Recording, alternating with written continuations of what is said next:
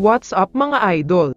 Big time Hinebra TNT trade, RJ Abarrientos at Williams. Pero bago mo sana ipagpatuloy ang panonood mo, ay huwag mong kalimutan na mag-subscribe bilang suporta sa aking YouTube channel. Maraming salamat idol. Kasisimula pa lang ng All-Filipino Conference, dalawang mabigat na balita na agad ang nangyari. Una na nga dyan ay ang balita tungkol kay Alain Maliksi. Out na daw siya sa buong conference na ito dahil sa injury. Pati ang rising superstar ng Converge na si Jordan Heading ay out na din dahil sa injury.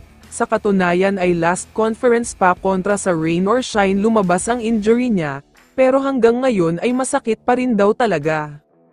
Para sa Hinebra naman, itong si Troy Rosario ay hindi pa rin daw maayos ang kondisyon, kaya kung napansin nyo ay nag-struggle siya last finals, pero may chance naman daw na maging okay na siya bago ang first game nila sa April 23.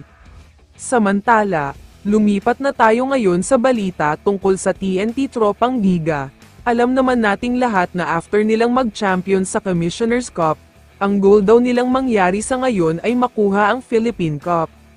Kapag nangyari ito ay tatanghalin na silang Grand Slam champion, isang prestigious award na ilang special team lang ang nakakagawa, kaya naman bibitawan na daw nila si Mikey Williams para makahanap ng kapalit. Ayaw na daw kasi nilang sumugal kay Mikey, dahil noong huli nilang ginawa ito ay nasira talaga ng husto ang chemistry nila, nagresulta pa nga ito sa early elimination at hindi man lang sila nakaabot kahit semifinals man lang. Sa kabilang banda, bilib na bilib daw ang TNT at si Coach Chot sa style of play ni RJ Abarrientos, gusto nga daw nilang kunin siya para may kapalit na si Jason Castro kapag nag-retire. Sobrang magaling daw kasi ang laro ni RJ. Kaya naman bilang kapalit, gusto daw ng TNT na gumawa ng straight swap at one-on-one trade sa pagitan nina RJ Abarrientos at Mikey Williams.